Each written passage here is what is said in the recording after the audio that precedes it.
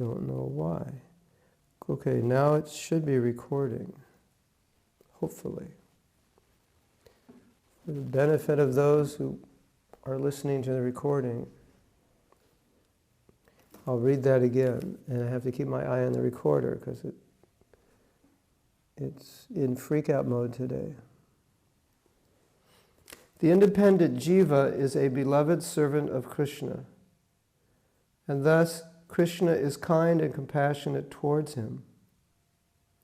Seeing the misfortune of the Jiva as he misuses his independence and becomes attached to Maya, Krishna chases after him, weeping, and appears in the material world to deliver him.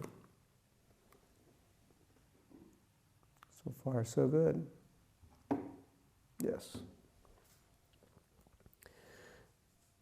Sri Krishna, the ocean of compassion, his heart melting with mercy for the jivas, manifests his achintya lila in the material world, thinking that his appearance will enable the jiva to see his nectarian pastimes.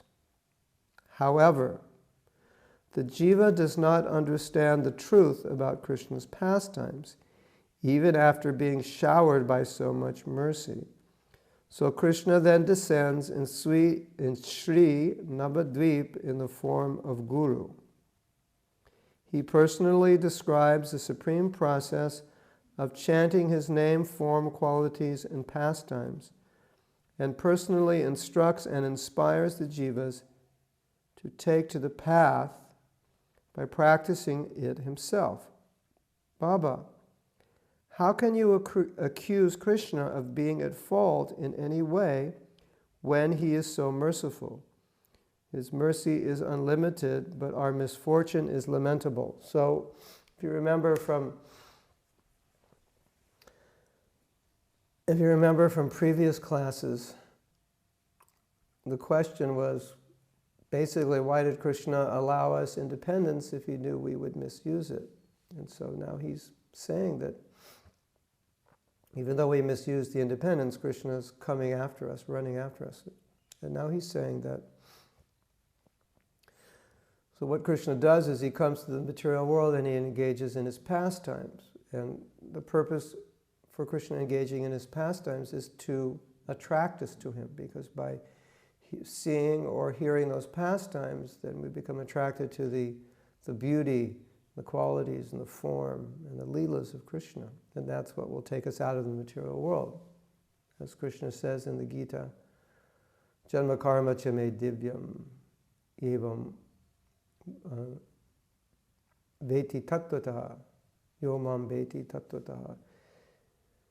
If you know these pastimes, then you'll never take birth again. So then what's being explained is that when Krishna came, people misunderstood him, because unless you have a sufficient degree of bhakti, or at least a sufficient degree of bhakti sukriti, some piety, you won't understand Krishna. So Krishna was not understood, and Krishna's teachings, Bhagavad Gita, were also not clearly understood.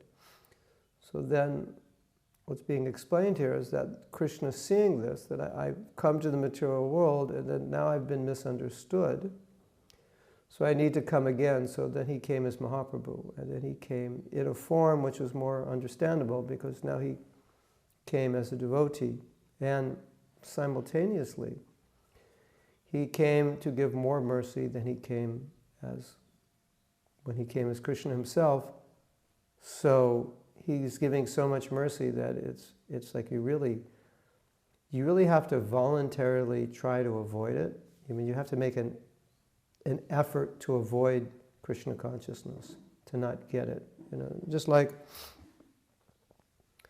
we may think that chanting Hare Krishna 16 rounds is difficult, but when looked at in terms of what it takes to become liberated from the material world, at least traditionally, especially in other ages, then chanting 16 rounds is very simple, because it doesn't require any great austerity, because you can do it anywhere. So you don't have to renounce your home, you don't have to live the bank of a sacred river, you don't have to do any kind of severe austerity, or or any kind of severe tapasya. So that sense is quite easy. So really, I think we should look at it, if we're having difficulty in any way in Krishna consciousness, we should just take the responsibility and take the blame ourselves, that something's been given to us and I'm just trying to avoid it, because that's our conditioned nature. We're trying to avoid Krishna, so we continue to avoid him to some degree, even after becoming devotees. So we just understand it that way. But if we accept the mercy is so great. If we just some way are open to it and don't fight it, then the way Lord Chaitanya designed it is basically you have to become Krishna conscious. And so he made it in a way that anybody could do it. And really anybody can chant Hare Krishna. I mean, you might say, well, some people are too sinful to chant. Okay, maybe that's true, but from a practical external point of view, anybody can sit down and chant Hare Krishna. Maybe it's difficult for some, but anyway, we should see it that way, that we're trying to avoid. Okay, let's continue reading. So Sundarupa, welcome. What you didn't hear is that we just read that Krishna is running after us, weeping, that we're trying to stay away from him. And that he descended to get us back, and then after he descended, so few people became Krishna conscious, and so few people understood him, he came back again as Mahaprabhu. And in Mahaprabhu's incarnation, he doesn't let a lot of people get away from him, and he doesn't require much. So he's trying to get everybody. And if we just allow ourselves to be open to his mercy and make a little effort, then we'll get love of Krishna. That's the idea. So Brajanath asks the question, is Maya Shakti the cause of our misfortune? Would the Jivas have had to suffer like this if the omnipotent and omniscient Sri Krishna had kept Maya away from them? So now, he's trying to understand what's the cause of our suffering. Of course, we know we're the cause, but some people might, it's like Maya in the Christian sense would be the devil. So the devil is the enemy. So he's posing that question, is Maya actually the enemy or the cause? In other words, really what he's saying is, well, Krishna wants us, so is it Maya? Is like Maya a power that we can't control, that Krishna can't control? That's Christian theology, and of course that's not Krishna conscious theology, but he's asking the question, just to get the right answer. Maya is a reflected transformation of Krishna's internal potency, Swarup Shakti, and it is like a fiery furnace where the jivas who are not qualified for Krishna's seva are chastised and made fit, who are not qualified for Krishna's sevas are chastised and made fit for the spiritual world. So, this is very nice. So he's saying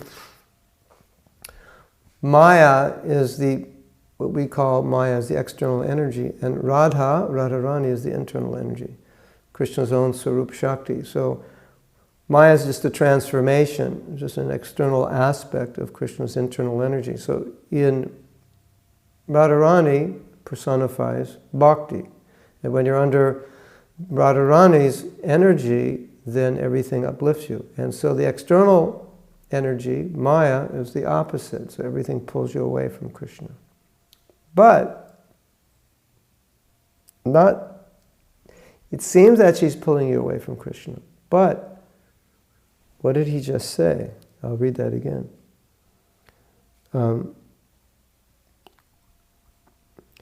He said, she makes us fit for the spiritual world. Krishna, the jivas who are not qualified for Krishna's service are chastised and made fit for the spiritual world. So it's like going to prison, and then you suffer in prison, and that gives you the impetus to transform yourself so you can become fit for going back out into the world and not committing any more crimes. So Although Maya takes us away from Krishna, she also ends up bringing us back to Krishna. So the point being, she's on Krishna's side, and in Christian theology, she's against God as a power that competes with God, which you would have to redefine the definition of God, because God, apparently in that theology, God is not all-powerful. There's somebody who's challenging him. And of course, Krishna showed that in his Leelas. Nobody could challenge him. So, as Prabhupada said, how do you know Krishna's God? Because he demonstrated it. God's all-powerful, so he demonstrated it. He never lost a fight with anybody. The one who wins all the fights is the greatest, so that's Krishna. Okay.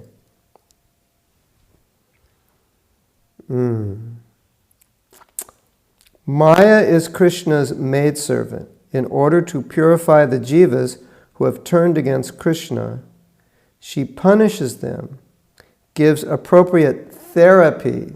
That's called punishment therapy. Wow. Maya does punishment therapy.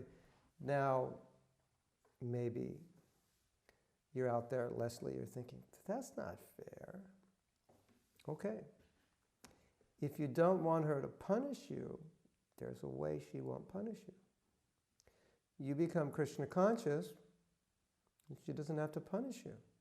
She's only punishing us because we think we can enjoy separately from Krishna, and so she wants to get her message across. And as we know, the message doesn't entirely get across unless we have some experience that doing something separate from Krishna's service, we have an experience that does not bring happiness. So that's her mercy.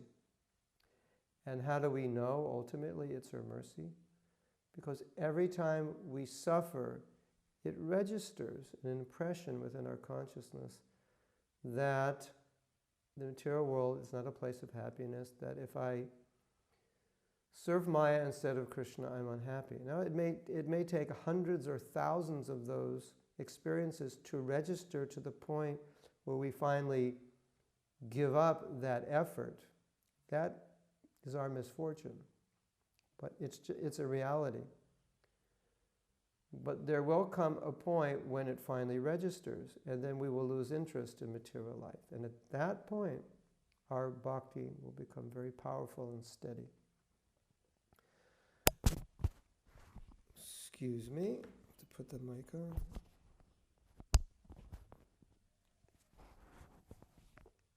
At that point, our bhakti becomes steady. So, if you ever experience suffering in the material world, then you can thank Maya and say, and I've said this before. Perhaps you didn't catch this, but Krishna, in working with Maya, will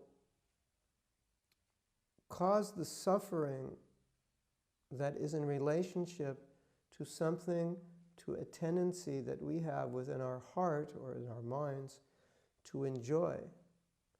So a lot of times if you look at your suffering, try to trace your suffering to some propensity that you have to enjoy a particular aspect of the material world. And if you do that, often you'll find a correlation. You'll say, I have a propensity to want to do something sinful, or to do something which takes me away from Krishna. And I need this propensity to be purified. And oftentimes you'll see that unhappiness in your life is connected to that propensity. And so if you connect the dots, you'll say, oh, that's why Krishna is making this difficult, because I have the wrong mentality. And therefore, because I have the wrong mentality, I will suffer. And so in some cases, he's just making the suffering stronger. And so then we think, oh, I should purify myself of this desire, because this desire is connected to this suffering. Now, I can't say exactly how it is for all of you, but if you look at where you're stronger attachments are, or if you look at areas in your life where you tend to be drawn away from Krishna more strongly, and you look at areas in your life in which you experience some discomfort or unhappiness or misery. It could be physical, it could be mental, it could be emotional. Or maybe it's just a misunderstanding of something in Krishna consciousness. And then you put it together, you'll often see, maybe not always you'll understand, but you'll often see how it's connected. You say, oh yeah, whenever, because I have this desire in externally in my life, Krishna is making my life difficult in these ways to show me that I need to purify myself of this desire.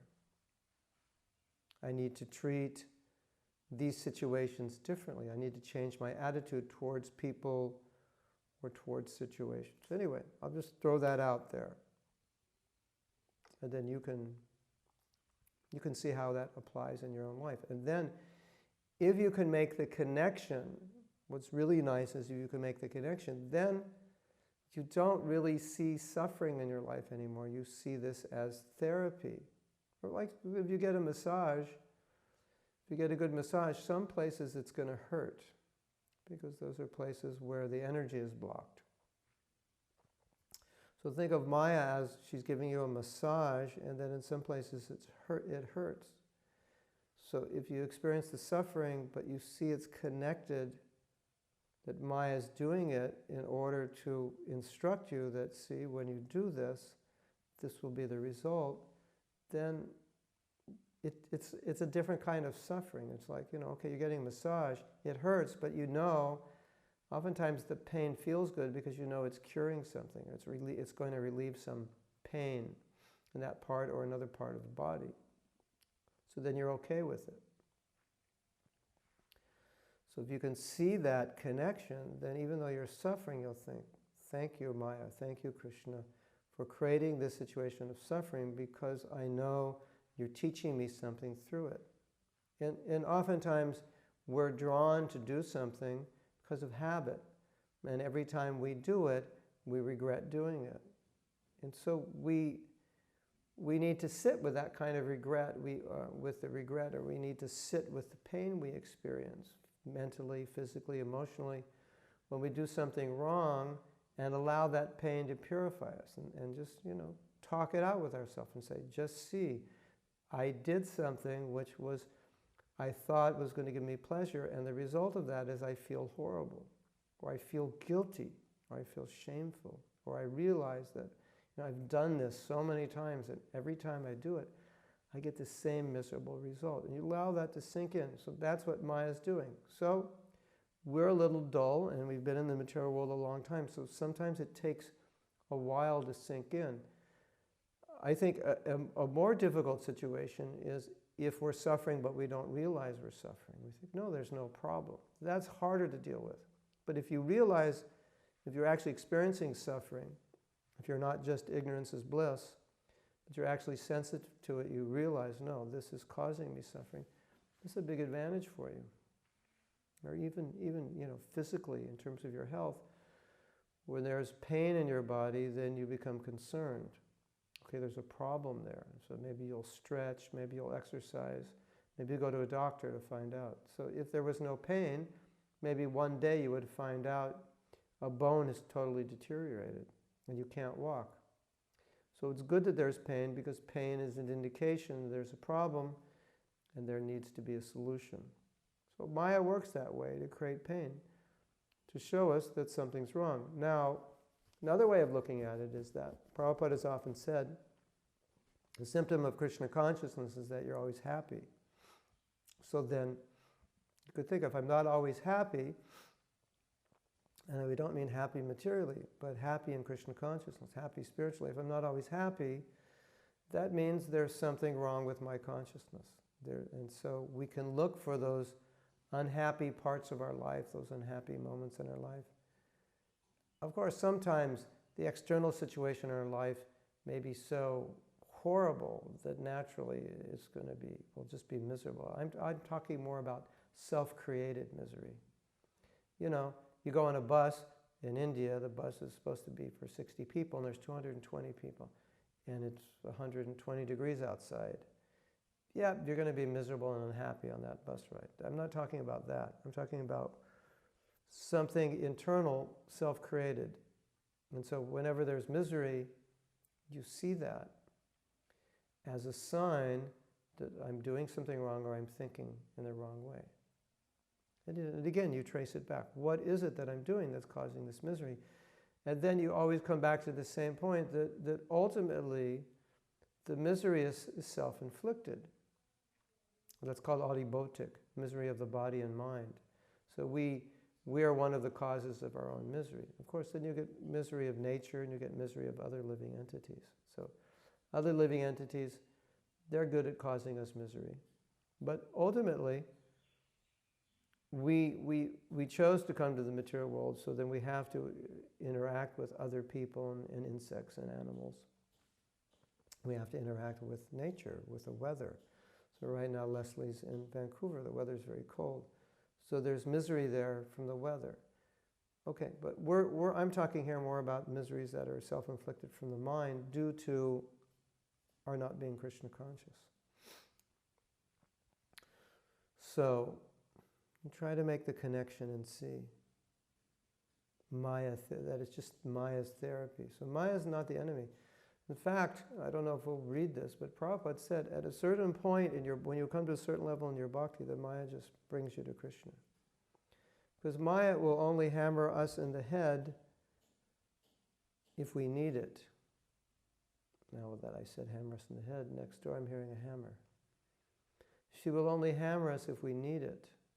It's not like fun for her. She's doing it to help us. And she'll continually do it until we realize that this hammering is not fun. And the sooner we realize it, then the less there'll be suffering. That's why what you'll see in it, in the life of an advanced devotee, you'll see that they're always happy, and even externally, if things aren't so perfect, it doesn't affect them that much. Because basically, Maya is not inflicting them with suffering. I mean, just living in the material world externally, things are, we all have to undergo difficulties. The air is not pure, there's traffic and things of that nature. Just dealing with life. There's long lines, there's typical things. But you'll see that one who's more advanced in Krishna consciousness is in a different state of consciousness. They're not really experiencing much misery in their life, because most of the misery is self-created. Right? Okay, so let's read on. I'll read over what we just read. Maya is Krishna's maidservant. In order to purify the jivas who have turned against Krishna, she punishes them, gives appropriate therapy, and purifies them. So Maya is our friend, that's the point. The infinitesimal Jiva has forgotten that he is an eternal servant of Krishna. And for this offense, Maya, taking the form of a witch, Pisachi, punishes him.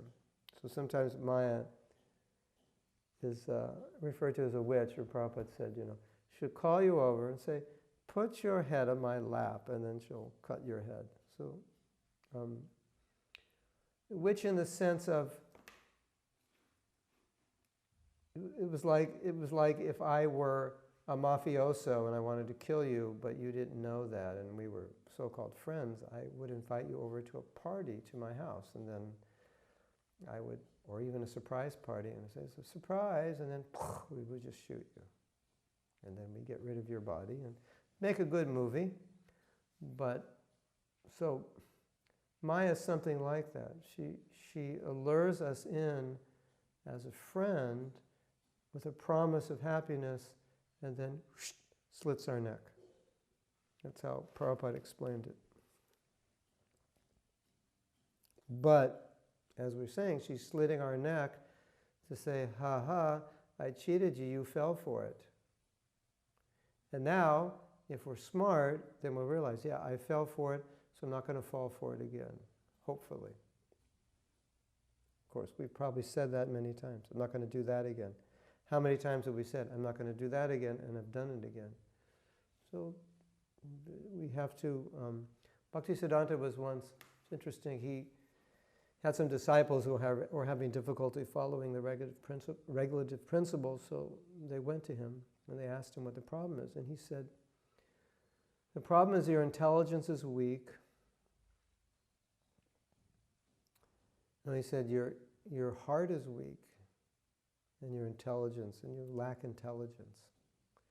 So just like Dorbalyam, this word is used in the Gita, or Arjuna will give up this petty weakness of heart. Where has this Dorbalyam come from?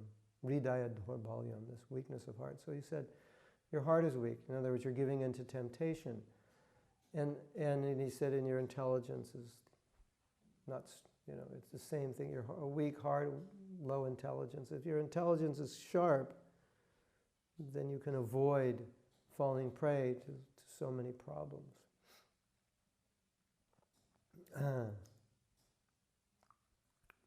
Jasi and Nimzu, Krishna sometimes from the heart reveals the answers to questions before you ask them. Amazing.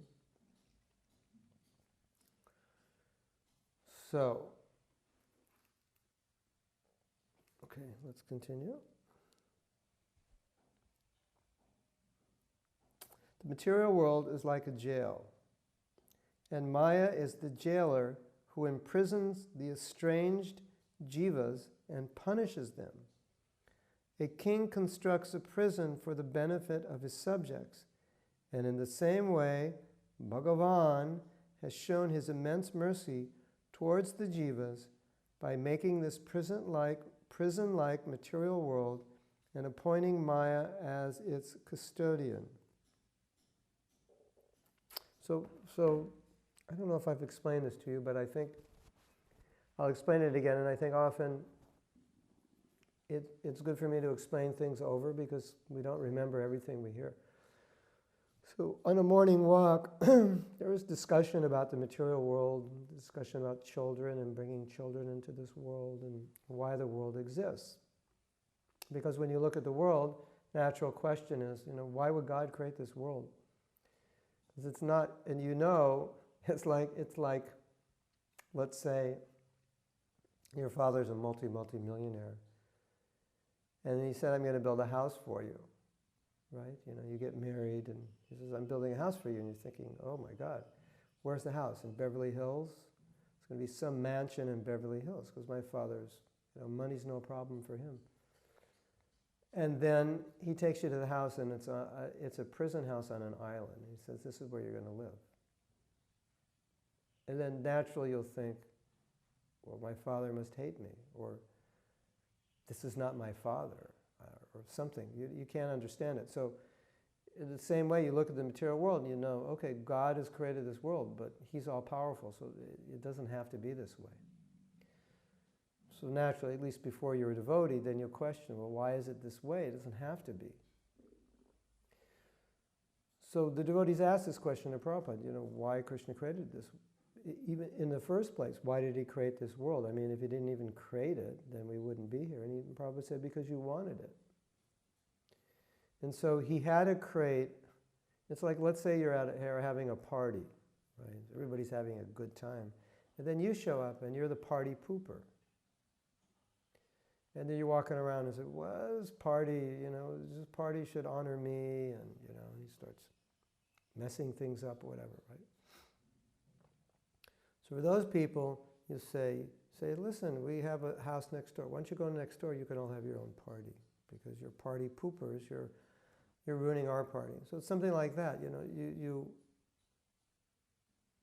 to engage in Krishna Lila, we have to be pure. So those who don't want to engage in Krishna Lila, who don't want to be pure, then Krishna says, okay, well, here's your world, and in this world you can do what you want.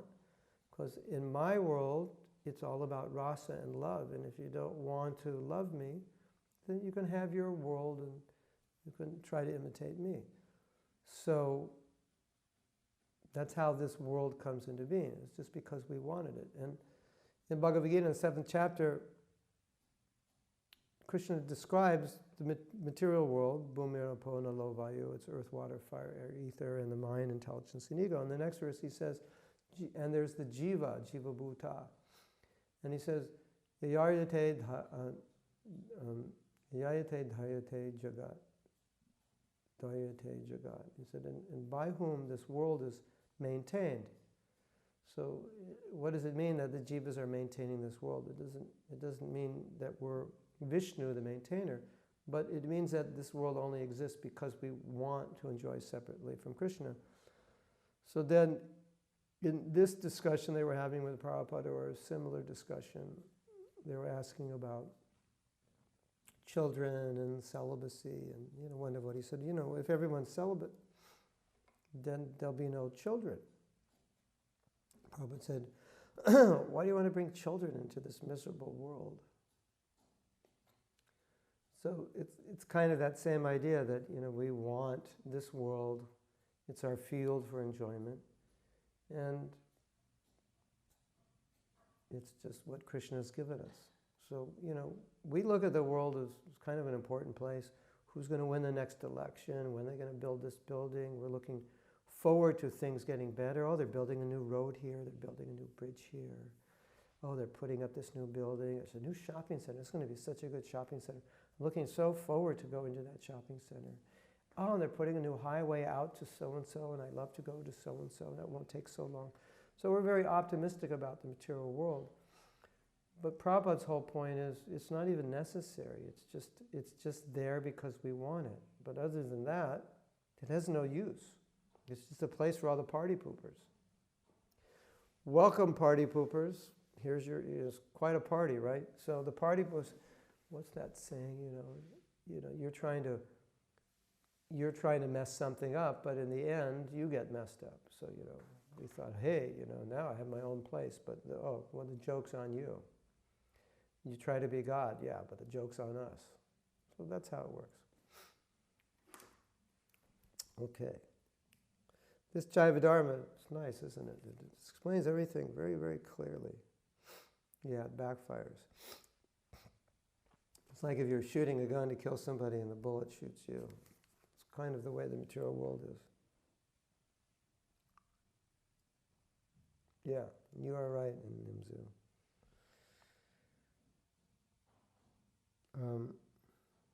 Okay, so if the material world is a prison, it also requires some suitable shackles. What are they? Maya incarcerates the delinquent jivas with 3 types of shackles. Guess what those 3? It's a big hint. 3 types of shackles. Incarcerates. 3 types of shackles. You see the pictures of people in prison, and they've got a chain around their leg and a big heavy ball. So they could never escape. They couldn't run. Now some people, 3 modes, yes. It's like a game show. Cinderella was first. He gets a prize, 100 rupees. So the mode of goodness are the gold chains, I think. Passion, silver, and ignorance, iron. Well, anyway, we'll read. Might be here. Those of the mode of goodness, those made of passion, those made of ignorance. These fetters bind the jiva, whether his inclination is tamasika, or rajasika, or even sattvika. Shackles may be made of different metals, such as gold, silver, or iron, yes. But that makes no difference to the pain of being bound by them. So ladies, would it really matter if your shackles were made of gold? Yeah, at least they look good. Great, so you have good-looking shackles. Well, match my hair color, Anyway, Hare Krishna. Probably you'd rather not have shackles. Well, if they were gold and you could take them home, yeah, we could build a few hundred temples. But anyway, that's not going to happen. So, how can the shackles of Maya bind the atomic conscious jivas? In other words, he's saying the jiva is not material. He's spiritual. So he's asking the question, if the jiva is spiritual, how can something material, the modes of nature are material, how can they bind him? right?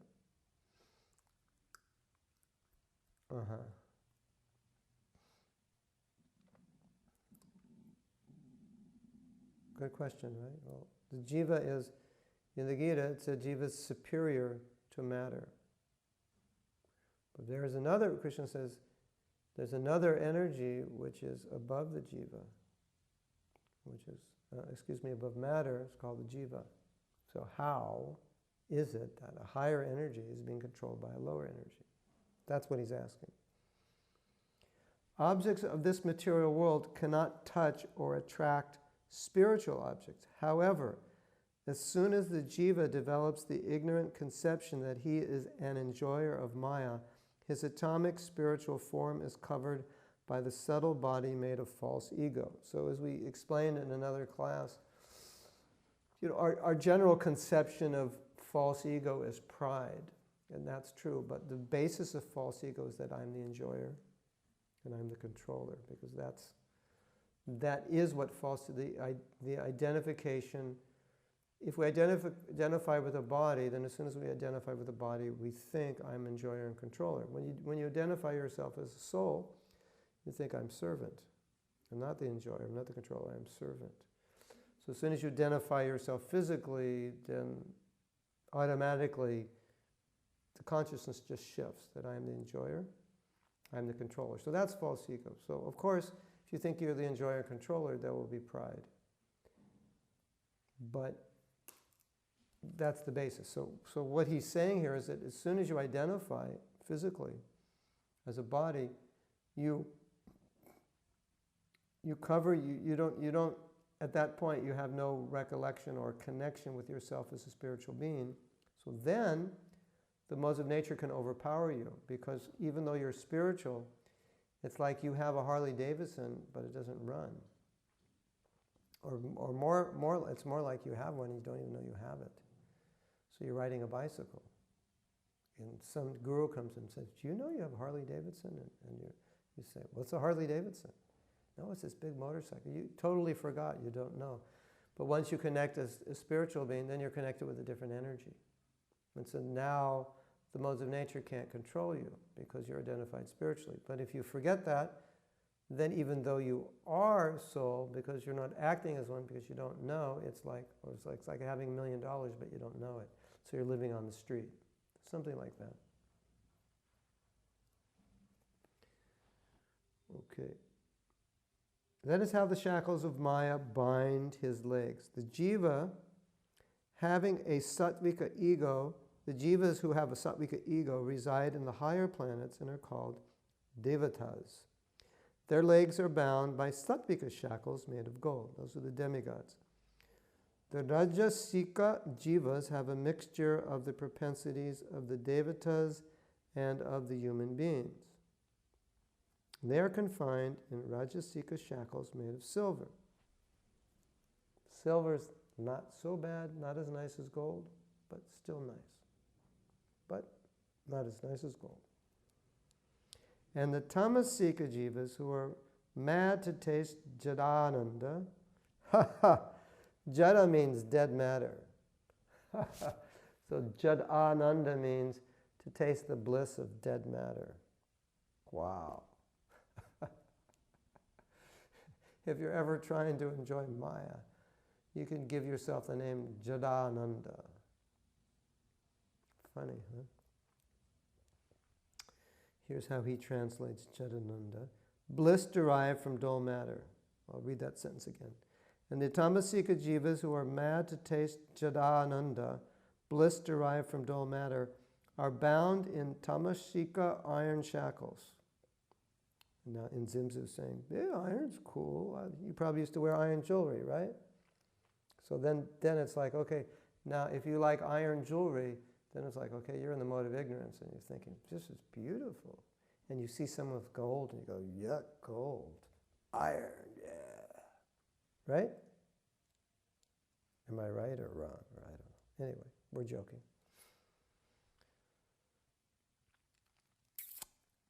Once the jivas are bound in these shackles, they cannot leave the prison. Even though they suffer various types of miseries, they remain in captivity. So that's why Krishna consciousness, yes, that's why Krishna consciousness is so wonderful, because if you have a sense of understanding the nature of this world and the suffering of it, and you just look at this world and you've become depressed in your life and you're looking around for an answer, you don't have one, what can you do? So what he's saying is you can't do anything. You are bound by the modes of nature. And so even though you may understand intellectually that if I do this, I suffer, I should do this, you may not always be able to change. Or the degree that you can change will be limited. And so when you come to Krishna consciousness, it's like, oh, here's the answer. Here's the solution. It's the only solution. Because in most other religious traditions, they're not able to help people transcend. Maybe they help them get to goodness. But we need to transcend. So you need a process which is transcendental.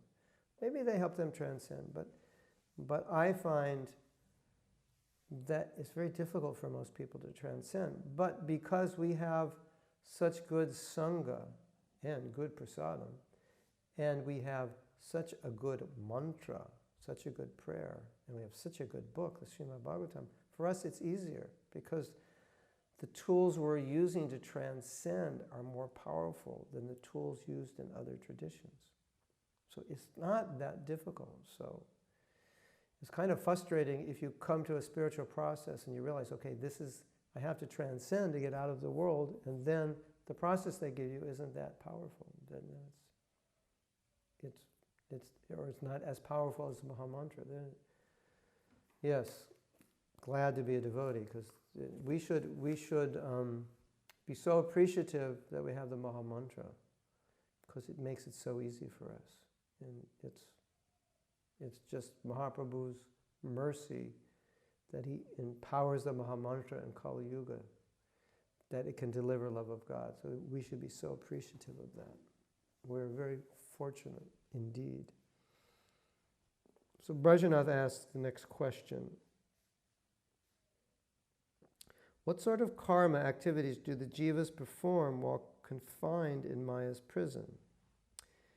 Initially, the jiva performs karma to provide himself with his desired sense pleasure in accordance with his material propensities. Then he performs karma to try and dispel the miseries that result from being bound by the shackles of Maya. Now, this is funny. He's saying he performs karma which creates a reaction, and the reaction he gets he doesn't like, so then he performs more karma to dissolve, undo the problem he created before, but as we know, it creates a further problem, so it's an endless maze. And looked at in this way, it's like, I mean, if you look at the life of materialists, it's pretty obvious that all the solutions for their problems are not solutions. I mean, look at politics. Like when we look at politics, it makes you want to cry because you know no one has a solution, and you know every solution is going to create some undesirable byproduct. And that's going to require another solution, and it's just an endless chain of problems and solutions.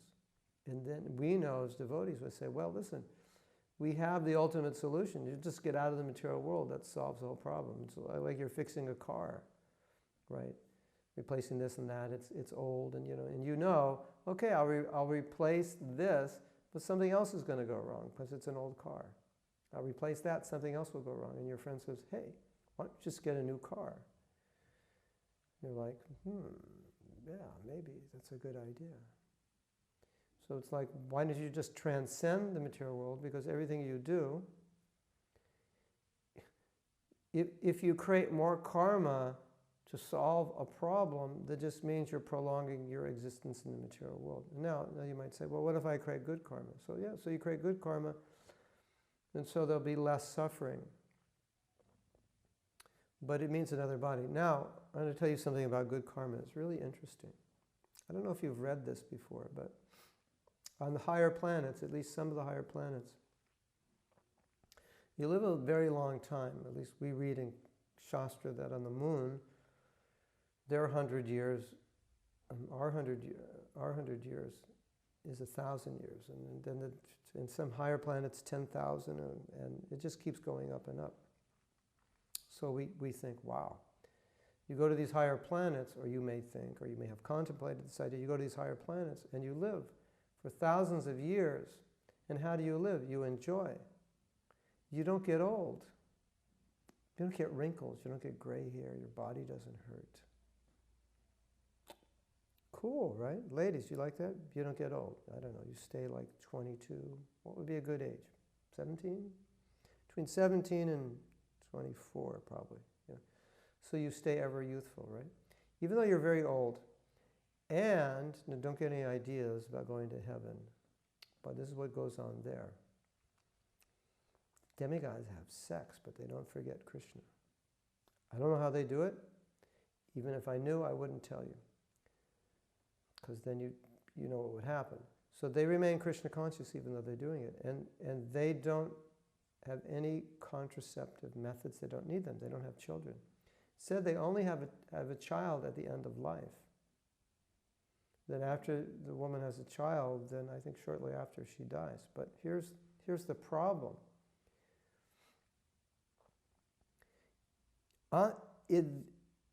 It's like on this planet, Krishna gets us ready for death slowly because you gradually, you get burned out and your body gets older. And it's just, when your body gets older, you become more detached because it's not as pleasurable as it was when you were younger. And you say, hey, I'm getting old, nearing death. It's very slow and gradual. But it's not that way on the heavenly planets. It just happens like that. You're this young, beautiful girl, this young, beautiful guy, big, muscular beach boy, or a big Bollywood model, multiplied like 1,000 times the beauty of anyone on this planet, multiplied thousands. Could you imagine 1,000 times more enjoyable, more beautiful, just everything. Everything intensified enjoyment. And all in the mode of goodness and not sinful. So people are very happy and enjoying immense pleasure. And then one day, you're gone. Just, but it's not the end of it. But you might think, well, it's not bad. I mean, I just die young. And no. What happens is, you go, and you're tortured to the point of such pain. You're in such pain that you're crying, and you descend to the material world in a teardrop, and you come down as a blade of grass. That's how it ends up. So it's not, you don't live happily ever after. So you could say, well, for 1,000 years of enjoyment, maybe it's worth it. And then after you become grass, you become eaten by an animal, or you become eaten by a human, and then your soul goes into the semen of a man, you become a human again. But anyway, it's not a happy ending. Now another thing is, those thousands of years or hundreds of thousands of years that the demigods live are relative. For them, it's just 100 years. Now for us, it's hundreds of thousands of years, just like for the insect. They have every animal, every form of life has their 100 years. So to them, so to some insect, 24 hours is a full 100 years for him. They have a whole full life and reproduce and everything within 24 hours. So it's still for them 100 years. Okay, so now we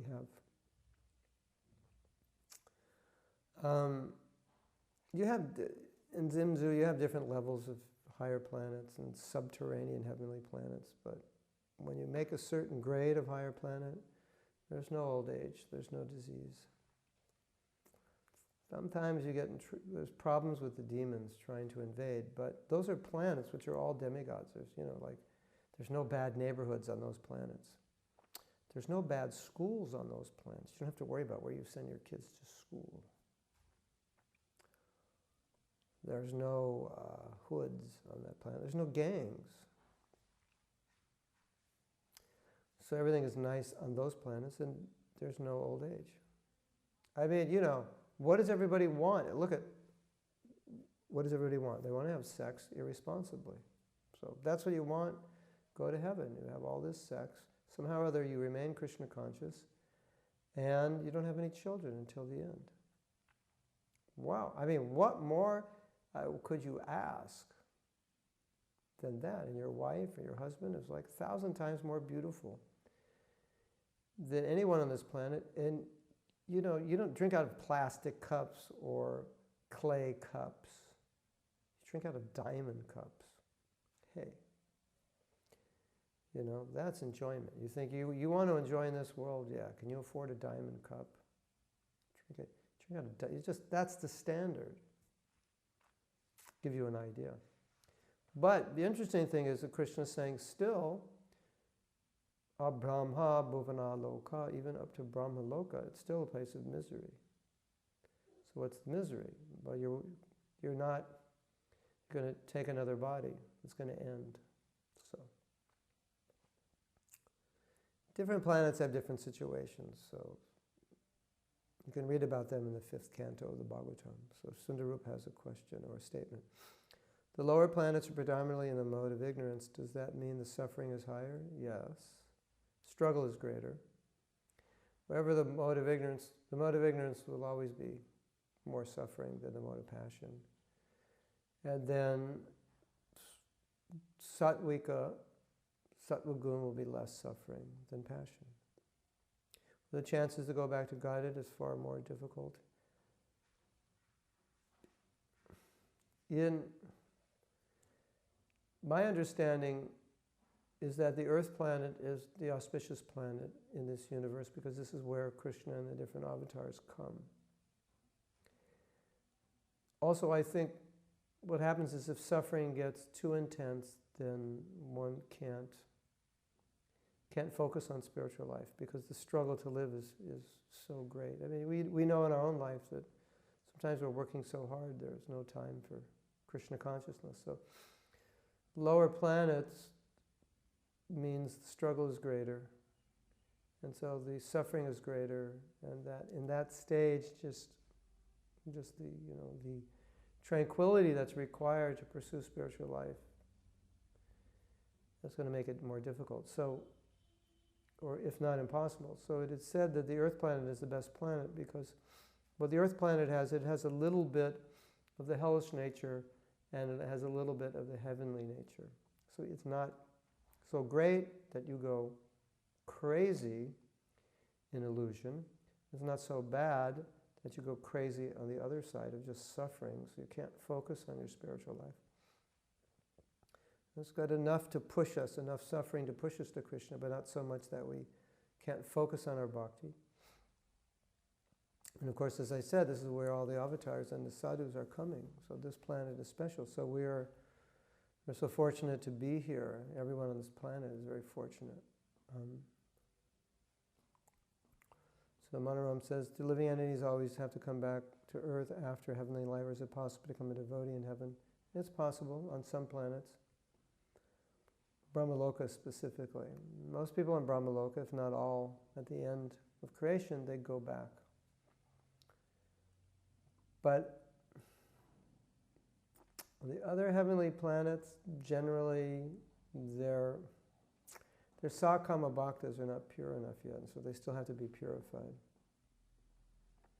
Like Nalukavira Manigriva, they needed some purification. So they're, the thing is that even if you become a pure devotee in this planet, you'll still take birth in Krishna Leela to become further purified. So before you can before you can go back to Godhead, you have to be completely free of anything material. So even on the stage of bhava, there's still something there. So you have the stories of the gopis, the sages of Dandakaranya, and they wanted to be gopis, so then they took birth as gopis. But they still had to be purified through the pastimes of Krishna. And then some of them, when Krishna called them, they were not purified enough yet to go. And so their husbands prevented them from going. And then they were feeling so much separation that they became purified through that separation. So there has to be a little more. So, I mean, you can't say it's impossible for someone on the heavenly planets to go back to Godhead. But generally, it's from this planet. Isn't that interesting? It's from this planet that people go back to Godhead. That's, it's like there's always exceptions to everything. but that's the exception, going from another planet. Maybe going from Brahmaloka, that's different, but from other higher planets, it's more the exception, and the rule is from Earth. So, I am scheduled to give another class to the Russian devotees who are in Mayapur, many Russian devotees here. So, we're going to have to kind of wind it up now, early, so if you have any other comments or questions, please ask them now. Otherwise, I have to get ready to go and do a few things before I go. Now, Anna, I have these, sometimes some of these classes I have recorded with a Russian translation. Of course, you don't need a Russian translation, but I was in Jagannath Puri, and there are 100 Russian devotees there on doing parikrama, and I had the fortune of giving class on Sunday evening. So that was very nice. So, I'm sure, I hope you're all relishing this Jiva Dharma as much as I am, and Jiva Dharma gives very clear answers to our questions. Sundarupa is not clear, so we have to clear him up. I understand that Prabhupada says you can go back home right in this birth if you follow the prescription given by him. Now I'm hearing that we'll need to take birth to be part of Krishna Lila. Yeah, so that's what Prabhupada means. Go back home, back to Godhead. It means, you can read that in the Krishna book. He says, first you'll take birth in Boma, Vrindavan. So that's back home, back to Godhead. You're in Boma, Vrindavan in Krishna Lila, and then you get further trained up. So basically you're out of the material world, you're getting trained up to go back to Goloka, and so you have to be fully ready at any tinge at all of anything material. So that's the idea. You can read that in the Krishna book. Okay. Well, thank you, everyone. You're all welcome, and look forward to see you. So the next class on Saturday, I was requested by a devotee to make it an hour earlier. So initially we started what would be 8 o'clock Eastern Standard Time. Of course, that's early for you guys on the East Coast, on the West Coast. Yeah, pray that I get better. I don't know, something is holding on to me. It doesn't want me to get better. And so the class will then start at 8 o'clock Eastern Standard Time, 8 a.m. Now, the only difficulty is I will be in Mumbai, and they're doing a 24-hour Kirtan Mela in Chowpatty. And that class would be 6:30 my time in the evening, and then I need internet connection. So these are just things I have to work out. So stay tuned. I'm going on Thursday, and then I can kind of figure these things out, and then we can let you know.